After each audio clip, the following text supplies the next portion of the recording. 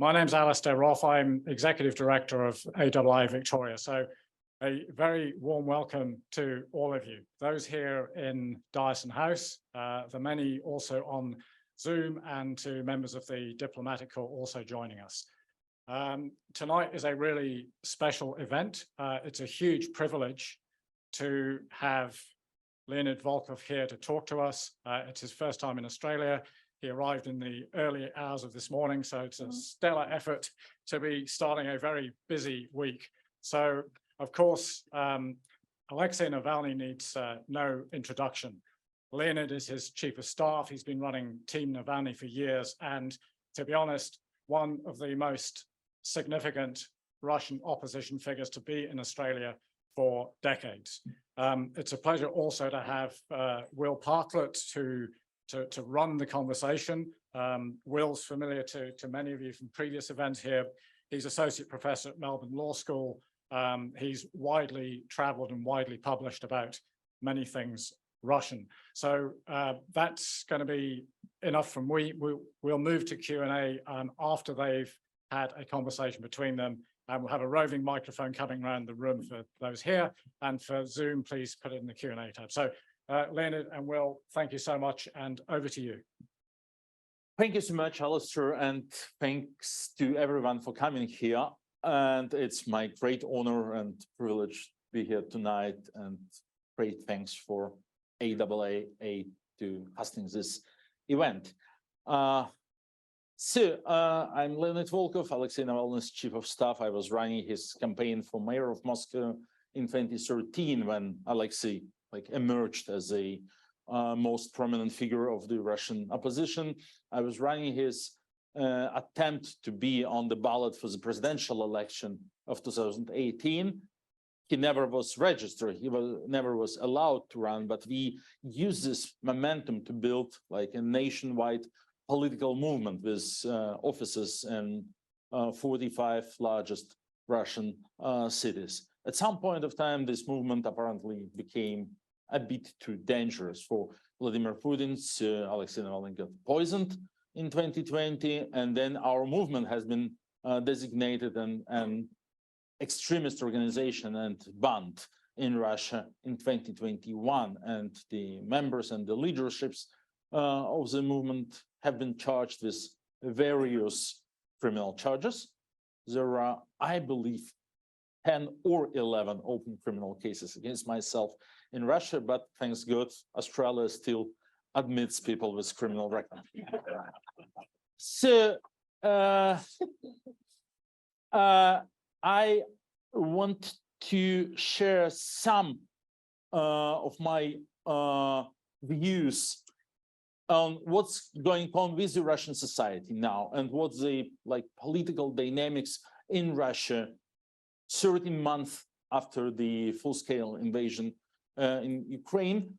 The most important and interesting part of such a conversation is always Q&A. So I don't want to talk too long about what's interesting for me. I want to talk about what's interesting for you, but I also believe some introduction is necessary to bring everyone on the same on the same page. Yes, thank you. Still a bit jet lag.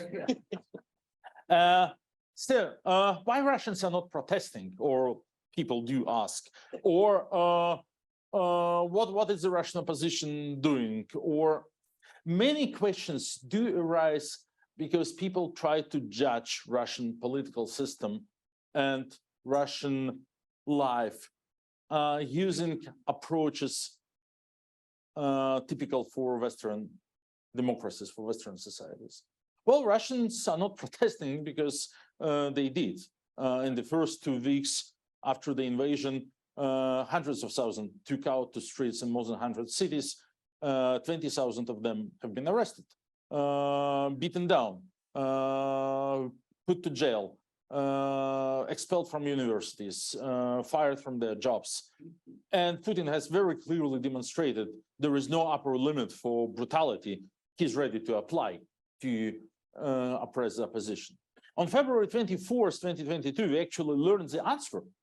Why the poisoning of Navalny in 2020. Why this solution, the ban on our political organization? Because before 2020, Putin seemed to like the ideas that, pretending he's not a dictator, pretending, he has an opposition. Yeah, sometimes he would arrest them, sometimes he would kind of punish them, but technically they are allowed to operate.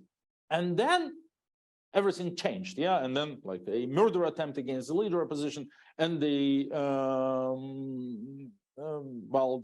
prohibition of the most important opposition organization. The answers that we received on February 24th, Putin was getting ready to the invasion. He wanted to make sure there is no organized protest possible within the country. But the fact that the public expression of dissent has been made impossible doesn't mean that this dissent is gone. Contrary, it is growing. We can feel it. We can even try to measure it, despite the fact that it's quite a challenging thing to do. We are doing a lot of polling from our office in Vilnius. After we've been expelled from Russia, we now operate from Vilnius, from Lithuania, and that's where the main office of our organization is based. We have a polling department. We are conducting phone surveys. We are calling to our compatriots every month. We are asking them many questions. Only we are not asking them if they support the war or not. Doesn't make any sense. If you ask such a direct question, they will lie because they perfectly know that the wrong answer might yield up to 15 years imprisonment. What we do ask all sorts of indirect questions to figure out what they actually think. We did ask, what do you think if there is additional income in Russian budget, how it should be spent? We ask those people who are target of Russian propaganda, of the very powerful Kremlin-backed television propaganda, which tells them 24 hours a day, 7 days a week, that we are at war against NATO, and this is, a remake of the Second World War, and all resources have to be used to withstand NATO's aggression against Mother Russia. Still, less than 10% say they would like to spend this virtual additional income for military expenses. Over 90% prefer healthcare, pensions, roads, education, whatsoever. We ask them, do you agree that the special military operation, as they call it, they are not allowed to use the word war, is developing according to the plan? Well, we don't ask them what the plan is because no one knows, and Putin hardly knows. But if it is going according to the plan, less than 15% say yes. The others choose different options. They say no, too early to call, we didn't know, or we'd prefer not to answer. And we always allow them to use such an option because, once again, we don't want them to feel uncomfortable. We don't want to force them to lie to our pollsters. If they want to skip the questions, they skip. But the fact is, there is the most important Kremlin's propaganda narrative. Putin knows better. Putin knows what he is doing. Putin has a plan, and everything is entirely going according to the plan and under Putin control. Okay, only 1/7 of the population is still buying this narrative. It doesn't denote that the remaining 85% are anti-Putin protesters or Navalny supporters, but they are not anymore in line with the most important propaganda narrative, which means they are at least open for a conversation. We can talk to them, we can try to persuade them, we can present them with alternative opinions, and there is a chance they will listen. And actually, that's what we are doing. On February 24th, 2022, we invested almost all of our resources in YouTube broadcasting of just like political news, counter propaganda, expert interviews, just telling our compatriots on daily basis like what's going on about the atrocities and war crimes of Russian army in Ukraine, and about how the war actually develops, and about the casualties, because Russian television never admitted a single casualty, in fact, and etc., etc. We've started with about 7 million unique viewers a month a year ago, and we are now up to over 20 million unique viewers a month in Russia now. So a threefold growth through a year, and well, 20 million, that's a lot. That's 20% of Russia's adult population. So it's very far from the idea of unanimous support for Putin's action, for his war. The idea that actually Putin is trying hard to sell in the outer world as well. This idea is very important for Putin, because if we believe that there is a unanimous support, if we believe that Russia is desperate, that there is no hope for like better future, that there is no hope for a democratic transition, then a logical conclusion should be, okay, why should we keep fighting? I mean, even if Putin loses, there will be another version of Putin, maybe even a worse one. And I mean, Russia will not vanish. Russia will not cease to exist. It's a huge country, huge population, nuclear weapons, and so on. So realistically, it will remain. The question is, in which form? Is there a chance that it will become a democracy or not? Putin is trying to persuade everyone that there is no chance, because if there is no chance, then at the end of the day, we have to talk to him. And that's the narrative that, I don't know, President Macron is accepting. We have to talk to him, because at the end of the day, there will be some negotiation and we'll still have to deal with Putin. That's a narrative very, very important for him, to show that there is no alternative and that Russia is destined to be a dictatorship and so on. So, contrary, what we believe is, of course, that the alternative exists, and it makes it, and then it makes so much sense to keep supporting Ukraine, to send more weapons, to give more financial support, to tighten the sanctions in order to achieve the collapse of Putin's regime and to get a chance for a democratic transition in Russia, which is, we believe, possible. It's not only a matter of belief. I personally have run many political campaigns in Russia. Also, after Navalny was disqualified from running for president, we did local political campaigns in many cities all across the country. The latest ones we did were in 2021, just a year and a half ago, like on the edge of the war.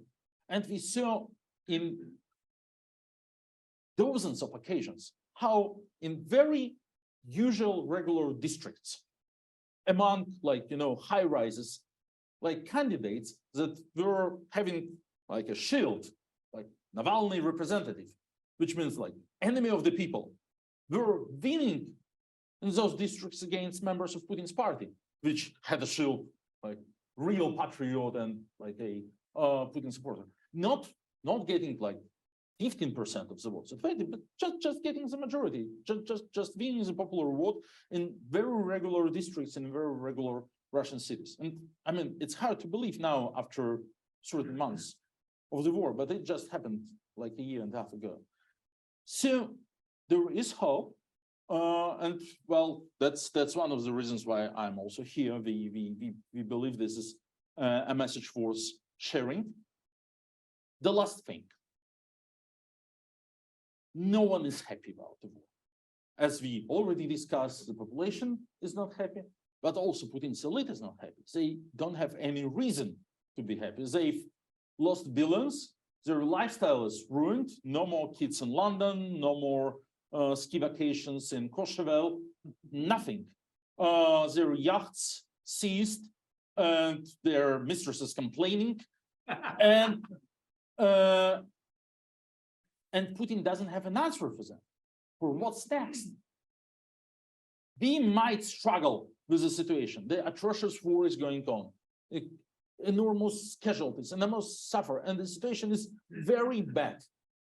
But if we try to consider the situation with Putin's eyes or with the eyes of his elite, they've lost everything. They don't know why. And Putin doesn't give them any answer. What's the end game? What's he willing to achieve? Like, he had a plan A, which was a military parade in Kiev in 72 hours.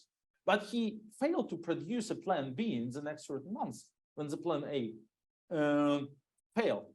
There are questions that members of Russian elite are almost quite openly asking. And there is a silence as an answer, which gets louder and louder. And this silence, a very loud one, is actually now defining the political dynamics inside Russia.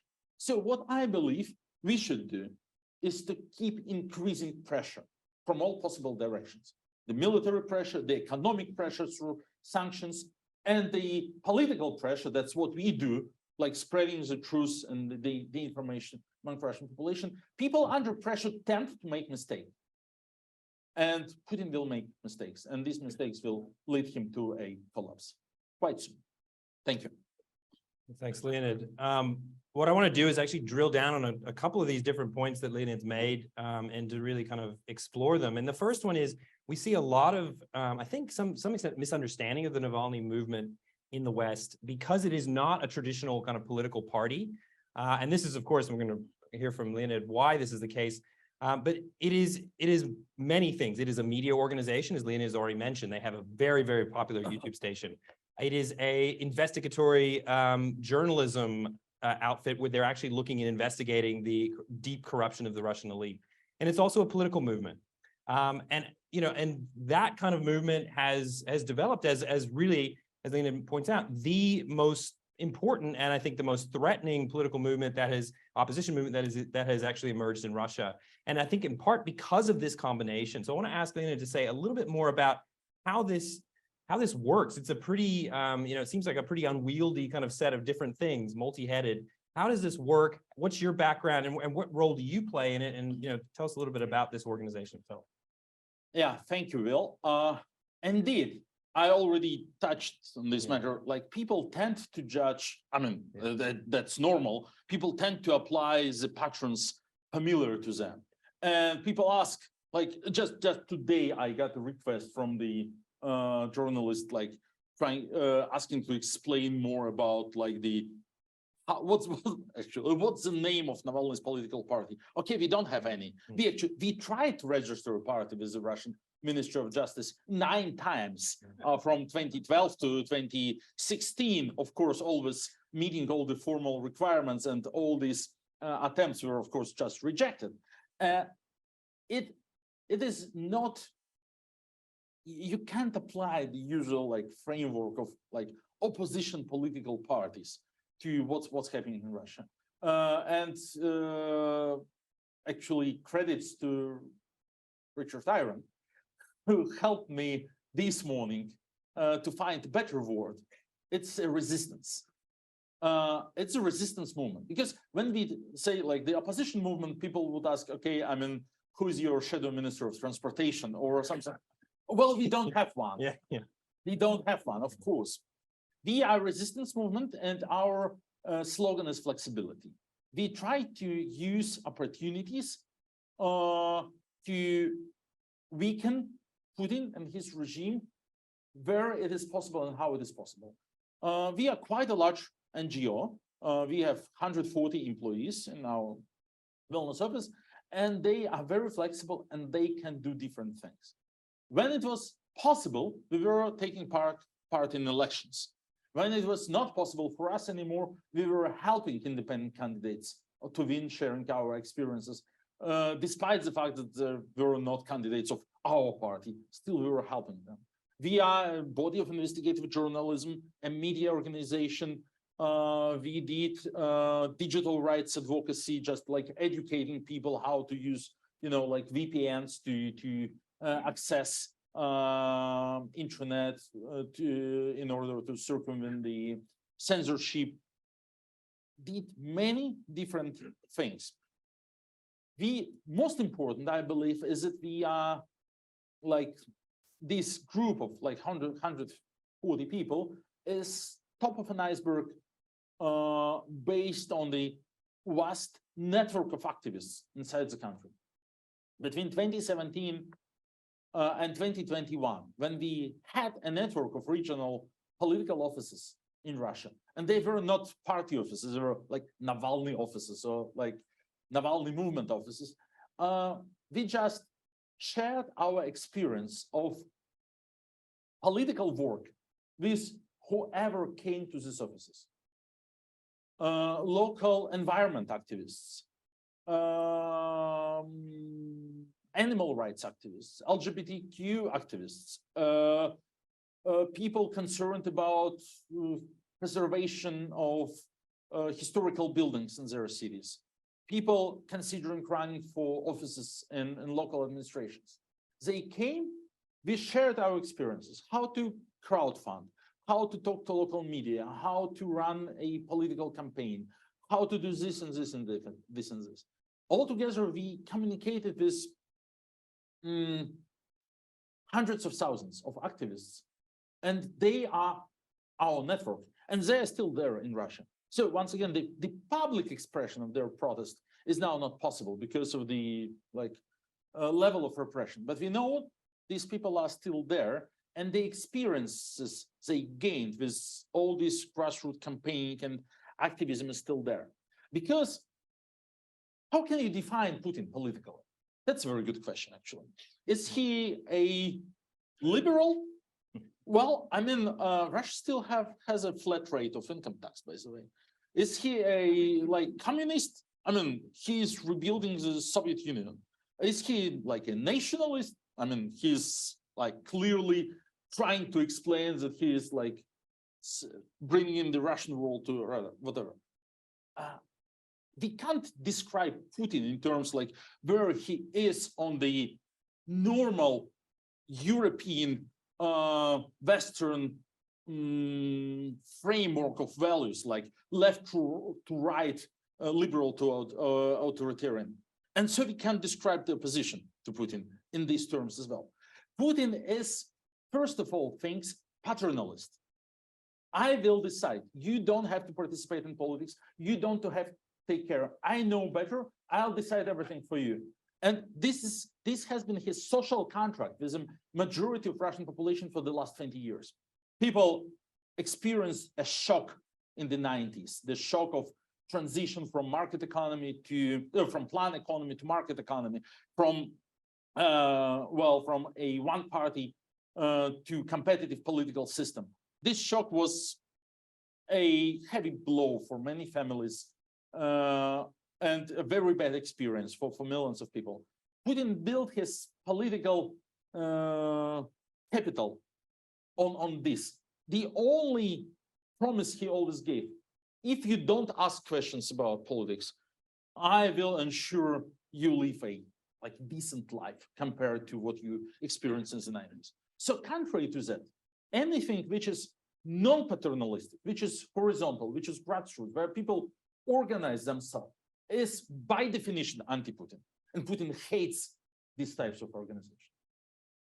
So I want two things that Leonid said that I think are very important. The first thing is Leonid himself is from Yekaterinburg, so he's from the regions, he's not from Moscow. And one of the myths that we have about Russian politics is that Putin is very popular outside Moscow. I mean, we hear this all the time in the media and so forth. And one of the things that I think Leonid points out, one of the most important threats that the Navalny movement has posed to Putin is actually building these vast network of activists in the regions. And Leonid's talked a little bit about how they do that, appealing to local interests and saying, that there's not enough money being sent from Moscow to this, to solving this problem and so forth. So I want to ask him a little bit more about that. So that's the first question I want to ask him. And the second one draws on another point that Leonid made, which is our misunderstanding of Russian politics itself and what does Putin believe in. Navalny has a very good quote, which he says, Russian politics is a fight not between good and evil, but between good and neutrality. And one of the key platforms or kind of forms of legitimacy in Russia is that people are apolitical. People, as Leonid was pointing out, this contract that has existed since 2000, so what's happened almost 23 years, has been that you don't really care what happens in politics, and I'll quote unquote take care of you, and everything's okay. So a second thing, which is linked to this kind of broader regional appeal, is what kind of messaging, how can you get people to believe in politics again? How are you doing that? Like, this is a really important, it's like, it's not make Russia great again, it's going to make Russians believe in politics again. How do we do that? Thank you. Regions. If you had the chance to watch the Navalny documentary, which was awarded with an Academy Award 2 weeks ago, we are very proud of this. You probably recall one very important part of the investigation into Navalny's poisoning, that those squad of FSB assassins started to trail Navalny in 2017, when he announced his presidential campaign and when he started to reach out to regions. When Putin didn't consider him to be dangerous, when we restrained our activities to Moscow, when we started to reach out to regions and we started to do political projects outside of Moscow, the level of threat was considered high enough to send poisoners after him. We did many events in Russian cities during the presidential campaign in 2017 and 2018. The two largest events in terms of turnout, in terms of relative turnout, like percentage of cities' population coming to join, were in Murmansk and Smolensk, two poor, enormously poor cities, which no one ever considered to be important centers of political life or protest activity. Not in Moscow, not in Yekaterinburg, not in Novosibirsk, but in small regional cities left in decay. And it was very clear to us as well. We do a lot of polling, as I already told you, but we not only do phone polling among general population, we also do email surveys among our supporters, most of them young people. And there is one interesting data point that I can share. We asked them a few years ago about their educational level and their income level. Natural questions that people do ask in polls. What we discovered is that their educational level is far above average, their income level slightly above average. And this tells everything, actually. People who are bright, who invested in themselves, who want to have career opportunities, who want to have want to live normal life, and then they see this enormously low-hanging glass ceiling set by enormous corruption and enormously unequal distribution of wealth and income, and all the money is being pumped out of regions to Moscow. And so even if you're like a brilliant guy, absolutely like in Yekaterinburg or Chelyabinsk or Barnaul, you actually can't earn anything. You don't have any chances, any opportunities, unless you want to go to Moscow or unless you want to go abroad. So that's why, indeed, at some point we realized we have to go to the regional politics, and we have, I believe, more support in regions than in Moscow, because at some point Putin also realized that, I mean, what's really dangerous for him is potential protest in Moscow. Sure. Because, I mean, why should he actually care if there is a protest elsewhere? They can't overthrow him with a protest in Novosibirsk. So at some point, Putin adopted the strategy of, really giving a lot of money to Moscovites to make them kind of like happy. The city budget divided, like the city budget per capita in Moscow is 12 times higher than in average regional capital in Russia. So it's an enormous disproportion.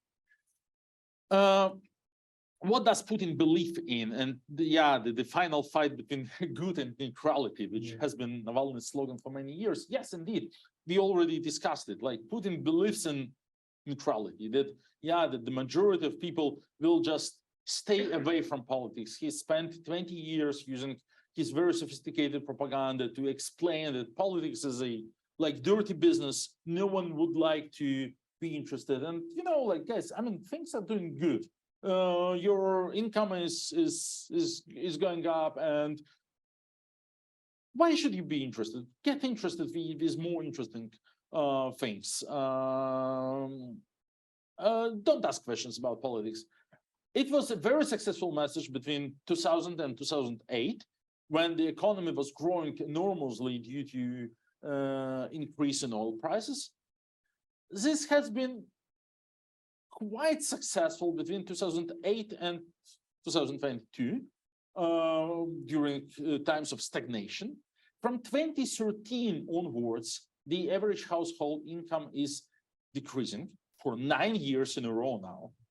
And what remains for Putin is kind of like to sell this idea of stability.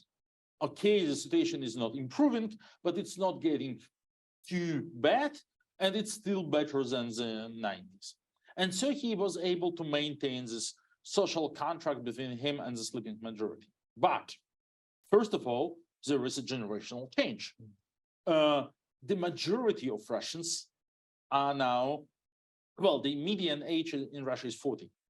So the majority is under 40, people who don't have bad experiences about the 90s. And they are younger, they are educated, they are digital natives, they don't consume so much of TV propaganda, and they are actually asked questions and they want to participate. And well, everyone under 40 has spent all of their adult life with Putin as a president, so there is also a natural fatigue. So, and no surprise that Navalny is actually polling better than Putin among Russians under 35. So there is a very natural demand for change, which sets a limitation for this stability narrative. But of course, the most important blows that Putin delivered to his own most important political narrative, it happened not on February 24th, 2022, but on September 21st, with mobilization. Because between February and September, between the beginning of the war and the mobilization, Putin still was able to follow the same narrative. You don't have to care. Specially trained people are engaged into special military operation, solving their special tasks. But for you guys, the life is as usual. But then in September, Putin came to take their fathers and brothers and children away. And it was an eye-opening moment for many people. Ironically, the most popular search request on Yandex, the Russian Google, the Russian national search engine, in the first week after mobilization was, when is the next presidential election? It is clear for us that it came 15 years too late. Yeah. But we don't have a right to say, I mean, you are idiots. You didn't ask this question when you had to ask. We have to be patient and we have to explain. At least people are connecting the dots between something they don't like about their lives and politics. We have to use this opportunity to talk to them, to explain. We have to be patient.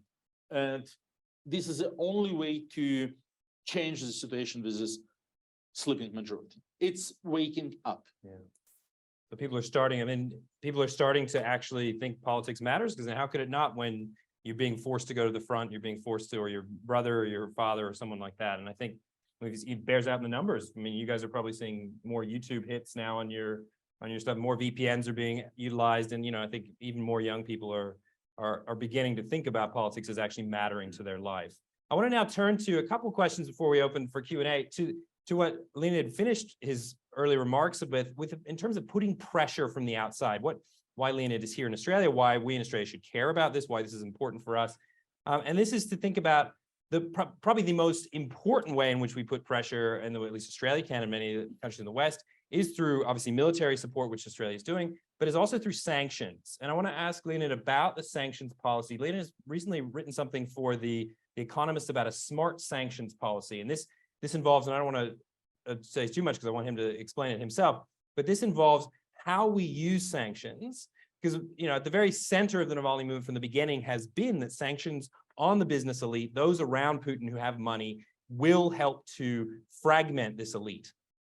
So I want to ask Leonid, we've now, 13 or almost 14 months into this war. We haven't seen this fragmentation yet, but how do you think sanctions could be potentially improved so that they'll put more pressure on this elite so that we can bring this war to an end, or at least begin the process of bringing the war to an end? Do you listen to Prigozhin Akhmedov conversation? No, I didn't. You have to. Yeah. If you do, you wouldn't say that sanctions didn't fracture them. Yeah. They did. To put it in a broader context, this is a war of 21st century. It's more complicated than just an act of military aggression. This war is being fought on many levels, in many dimensions. And we believe that it's important to win this war in all dimensions and to apply the pressure in all directions. Of course, the military dimension is the most important.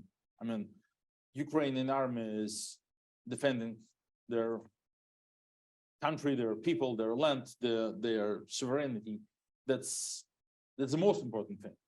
But there is an economic dimension where, like, Western countries are applying sanctions, trying to make sure that Putin doesn't have enough money to continue to support his aggression, and it's very important. And also giving enough money to Ukraine to protect itself. And there is a political dimension where we try our best to change the political atmosphere within the country, change the mood and attitude of Russian society, make it, for instance, like impossible for Putin, like political impossible, to run a second wave of mobilization because of the potential resistance and because of what people did learn after the first wave of mobilization and so on. So, and everything is equally important. What I really believe is that everyone has to do their job. So, like, when like some Western, like when Europeans, for instance, like try to do like counter propaganda, it's as naive as stupid sometimes as a propaganda itself, because they don't feel like the Russian society on the fingertip. That's something that we have to do.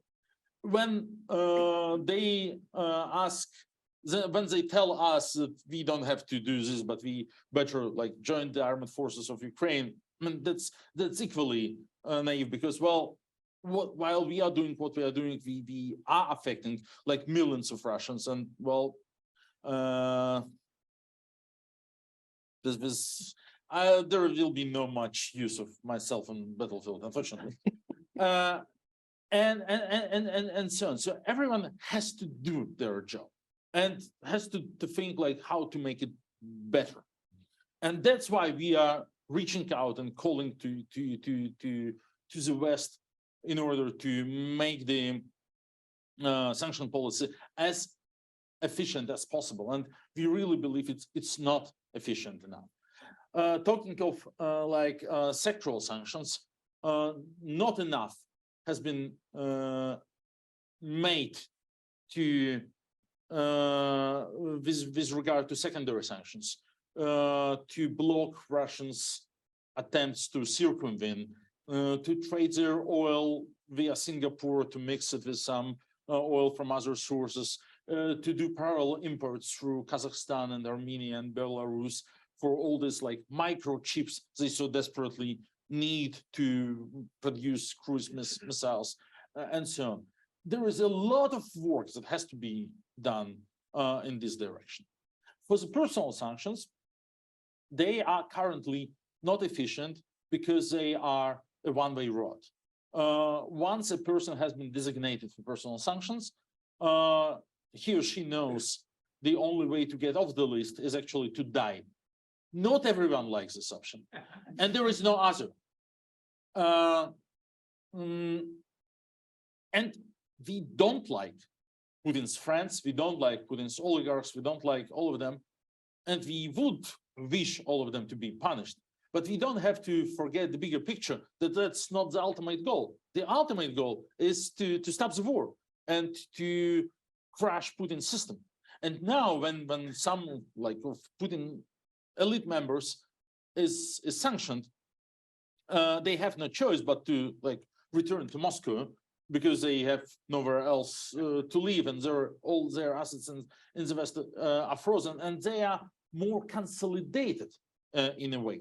And Putin feels it very well. On February 21st, during his State of the Union speech, he talked like maybe quarter of his speech was really just addressed to Russian businessmen abroad. He was literally talking to them. The West will never release your assets. The West will never be your friend. I warned you. I told you, you have to go back to Russia. You have to invest your capitals into like Russian domestic economy. That's the only way for you to exist. Putin is fighting this fight. Putin is trying to have them by his side. So the sanction policy has to aim to have them by the Western, by the Ukrainian side. And the only way to do so is to provide them with a clear off-ramp, like what they should do, like this and this. Break ties with Putin, condemn the war, like donate 50% of their assets to Ukraine, whatever. But there should be a very clearly designated exit path for them. Then sanctions will help to split Russian elites rather than to consolidate them. Yeah, it's interesting that Leonid says that. I mean, as you point out in your article in The Economist, Chrystia Freeland, who wrote a great book on Russia, actually, about the 1990s, it's called Sale of the Century. She's a Canadian official. She has proposed, I think, a couple different criteria to get off the sanctions list, including, giving some money, donating money to the Ukrainian reconstruction, as well as denouncing the regime, denouncing the war, and potentially pulling any money that currently exists in Russia, pulling that out as well. So this is a discussion of using sanctions not just as punishment, but also as inducements, right? And that, I think, goes to this idea of smart sanctions, which I do think, Australia could play a role in this, because of course Australia does have individuals on the sanction list, many of whom are in Australian court at the moment, trying to get themselves off those lists. So this is something that, thinking about how this might be handled in a more kind of in a more effective way, because of course, the end of the sanctions, the efficacy of the sanctions is about ending the war. I'm going to stop my questions now. I want to open it up to Q&A, and we'll continue the discussion with everyone here. Excellent. Thank you very much, Leonid. That was a privilege. I'm going to just move on. We'll come round with the roving mic. Please could you just state your name and a brief question, no statements, please. Let's maybe collect a few questions. Yeah, to my Zara, is that on? Yeah. Zara Kimpton, National Vice President of the AIIA. I'd like to know a bit more about the role of Navalny now in all of this. It's the Navalny movement. He's going to be in jail for quite a lot longer. Are you able to be in regular touch with him? Is he happy with everything you're doing? Do you actually see that when he is released from jail, that he is going to actually be able to be a genuine opposition leader, or how will Putin handle that? Mm-hmm.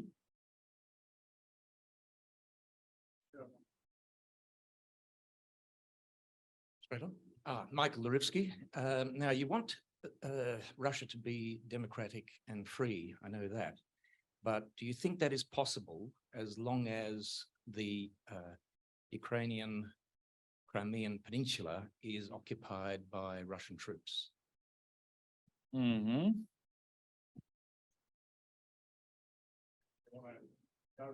Let's take a couple more. Okay.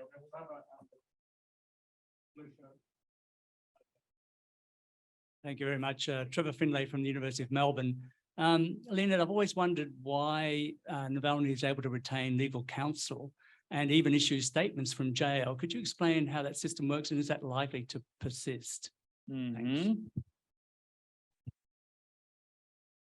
Hi, thanks, Leonid. this is a bit of a different line of questioning, but I guess I'm curious about what you make out of discrimination against ordinary Russians living overseas. Have you had any experience with that? Is that legitimate pressure that Western countries should be putting on Russia, or is that just the price we have to pay? Like, for example, even here in Melbourne, a friend of mine has recently been rejected from a master's program at Deakin University because they're Russian, and that's sort of what the email said. Do you have experience of something like that? Okay, let me address these questions, and then we'll see if there is more time. The questions number 1 and number 3 on Alexei and his role and why he is allowed to retain legal counsel. As of now, Alexey Navalny is an acting and active leader of our organization, so we are not looking for a substitute. We are not looking for someone to take his role, because we are able to maintain contact with him. The lawyers are allowed to visit him. There are new charges against him. There will be a huge trial in a few months. It will probably commence early in June or something like this. So the lawyers have to visit him because they're actually getting prepared to a new huge trial where he will be facing extremism charges and up to 35 years of imprisonment, additionally to what he already has. I mean, no one really cares about the actual amount of years because, I mean, it's a life sentence. The question is for whose life. But we don't know the answer for the question, like why they are allowing him to have lawyers and to visit him. I mean, Russia is a ugly fascist state right now, but still we didn't hear ever about someone being not allowed to be visited by lawyers. Can this change? Yes. Russia has a prison population of 360,000, and still there is one and only Alexey Navalny. For him, the client lawyer privilege have been officially waived. They are allowed to visit him, but they are not allowed to exchange any documents privately. There is no privacy. They can only talk. So, and everything is recorded. Still, as of now, it allows us to maintain communication, to brief him on what's going on, to get his feedback, which is like he's well informed and his feedback is to support. Should this, it's not predictable whether this situation will change or not.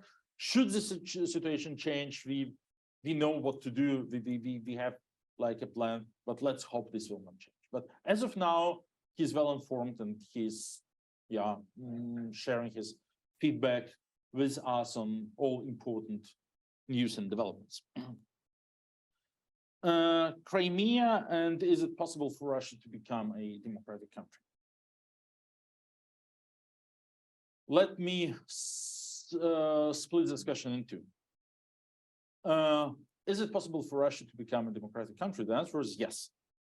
There is no such thing as a nation unfit for democracy, which is a scientifically proven fact, proven by 2 Koreas, 2 Germanys, 2 Chinas.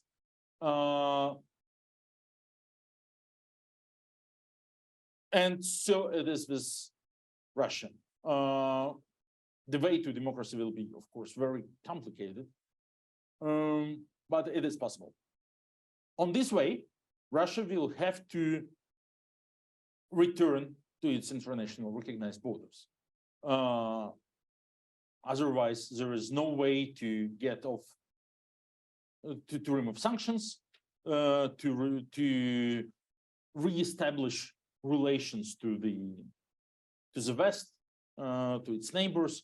It's in Russia's best interests to return to its international recognized borders, which means also to return Crimea. And this is something that we have been telling since March 2014, something that Alexey Navalny reiterated in his recent thesis that he published on the anniversary of the full-scale invasion. Russia has to return to international recognized borders. Russia has to compensate the damage it has done to that extent which is possible to compensate. Unfortunately, not everything can be compensated. But how will it happen? My scenario sounds as following. Well, that's you may say it's a visual thing, but I always believe it's important to see a positive scenario, because otherwise you don't have enough motivation to work, and otherwise you don't have, a system of coordinates of making political decisions. Because like what's good and what's bad if you don't have any optimistic scenario ahead of you. If you have one, what good is what increases its probability. So my optimistic scenario is following. Pressure grows. Putin collapses somehow, removed through a palace coup or like whatever. We have seen such scenarios in Russian recent history, actually twice. Removal of Khrushchev and removal of Gorbachev was just like people around them telling, dear Tavarish Khrushchev, dear Tavarish Gorbachev, the bureaucracy, the system has reached a conclusion. You have to go. And I mean, Russia is a huge country with a developed bureaucracy. And when bureaucracy reaches such a conclusion, there is nothing they can do, actually. And I believe we are not that far from such a point. When it happens, what will happen next? Fight. All Putin's lieutenants, they hate each other, they compete against each other, they will start fighting. They will build some groups and alliances, and they will try to get hold of Putin's legacy. And at this moment, like 15 minutes after Putin is removed, or after Putin dies, or after aliens take him to Mars, what happens? In 15 minutes after this, the smartest of this wannabe Putins will call President Biden or will call like Olaf Scholz or whoever and say, okay, let's make a deal. You support us, you support our legitimacy, and we have something to offer. We stop the war immediately. No one's needed. We return everything to Ukraine, what belongs to Ukraine. But we have something to offer, like we ensure control over nuclear weapons. We make sure it doesn't get into like hands of Prigozhin and Kadyrov. And you deal with us. You don't consider us as war criminals. You remove all the charges and so on. So on. This will happen very soon. I believe that the likes of like Mishustin or Sobyanin will do this. Those who can pretend their like hands are not covered with blood and so on. And what will the West answer to such an appeal? I believe the answer will be positive. Everyone's tired of the war. Everyone wants to end it, and to blame everything on Putin, who will be gone by that moment of time, will be a good strategy for every side. So the return of Crimea will happen at this point. Not the new democratically elected government will have to deal with it, but Putin's friends will give it back to Ukraine as soon as possible. And then, of course, this situation will also, we believe, present us with an enormous window of opportunity for the civil society to step in, for the resistance movement. Well, this will be our task, not to let these guys who will try to make this deal with the West to become next Putins, but to force them into democratic transition, into competitive elections, and so on. Something what happened like in Spain after Franco's death or something like this. Yeah, yes, probably we will have also to make kind of like a deal with a part of existing elite to ensure their immunity, trading in for like a competitive elections that they will recognize. This is possible. This will not be the most favorable deal, but if it gives a way out of all this mess, we'll do it. Hope I answered your question. So discrimination against Russians based on their passport. Personally, I never faced it. Being a resident of Lithuania for now 3.5 years.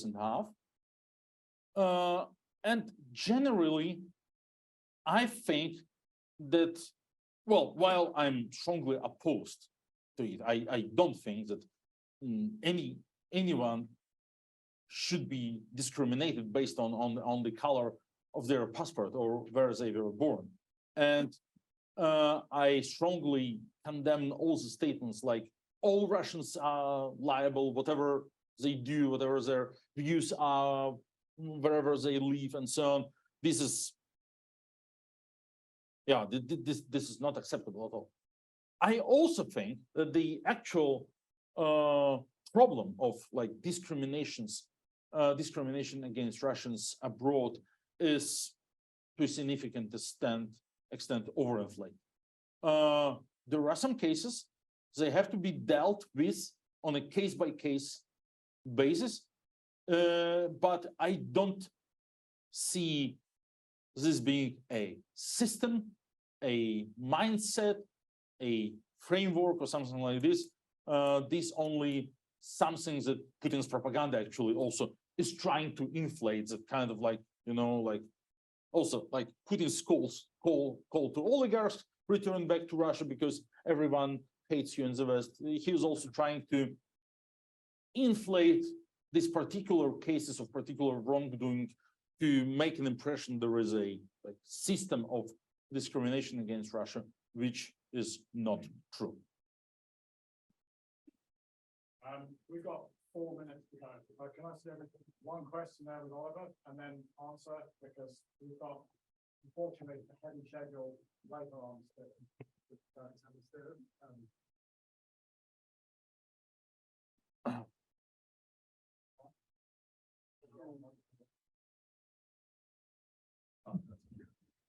Thank you. Oliver Stelling, International Communications Advisor at Asia Watcher. You addressed Putin's propaganda and you spoke about the fact that, of course, Russia can be a democratic country. Now, here's my question. Xi Jinping and Putin meet in China just before the Winter Olympics, declare the no limits partnership, and days later, Putin invades Ukraine. Now, Xi Jinping goes to Moscow. The two dear friends talk about future relationships. A few days later, Putin declares to station tactical nuclear weapons in Belarus. Now, Francis Fukuyama wrote... Oh, sorry. Yeah, the question is, what is the outlook for pretending our best friends are authoritarian leaders? Is that something that Russians would accept? Well, I'm no Asia expert and no China expert, definitely. But from what we see, the idea of Russia being actually like a dependent on China and being its like minority partner is very much unpopular among Russians and among Russian population. And China made it very clear that it considers Russia only in this way. Yeah, Putin and Xi met in Moscow. They condemned deployment of nuclear weapons in third countries. Then in 4 days, Putin announces he is deploying weapons in Belarus. But then in the next day, China also made a very harsh statement against it, like an unusually harsh statement. So China is very clearly drawing the red lines. We can also recall how Putin tried to employ this nuclear rhetorics in September or October last year, and then it was just switched off after Olaf Scholz visited Beijing and apparently discussed it with Chairman Xi, and Putin was, I believe, like just forced to shut up. So that's a model of relations between China and Russia that China considers to be the possible model. It also corresponds to the fact that, I mean, Russia has now pretty much the only market for its gas, and Russia is enormously dependent on Chinese imports. But Putin perfectly knows that this partnership will be not approved by anyone in Russia. So he has to maneuver around this somehow. And I'm not sure he's very successful at this. So.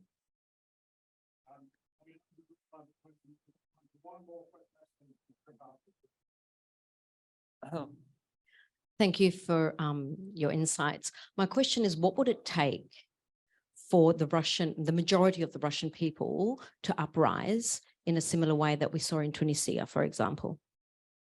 What we saw in Tunisia in March 2011 was a situation quite similar to what we have in Russia. For many years, 27 years of the rule of President Zia Ben Ali, the public expression of protest was impossible. We didn't see any public signs of dissent, but dissent was actually there, and it was boiling somewhere under the carpet. And then it was removed by a random black swan type of event. We don't have whistles to call black swans. They are black swans because they are unpredictable and they come when they want to come. But the situation is very similar because we can't measure the actual level of dissent, but we know it exists and it's growing. And because any option to like express it and kind of like to steam it off a little bit is now non-existent, we can expect that some random event might suddenly spark mass protests. But when it will happen, it's not predictable. What would be the spark? We don't know. We don't know. Who could know that the policeman beating up a street merchant would be that event in Tunisia? It happened before. It would happen after. But this very event, for some reason, was just like the last drop of water in a glass that, as we learned afterwards, was full by that moment of time. Okay, well, unfortunately, we're absolutely out of time. We could keep going all night, seriously. I mean, sorry we couldn't get to more questions, but Leonid, thank you so much for coming here, for sparing time for us, and Will for running an excellent conversation. And thank you both for your time. Audience, thank you for your input.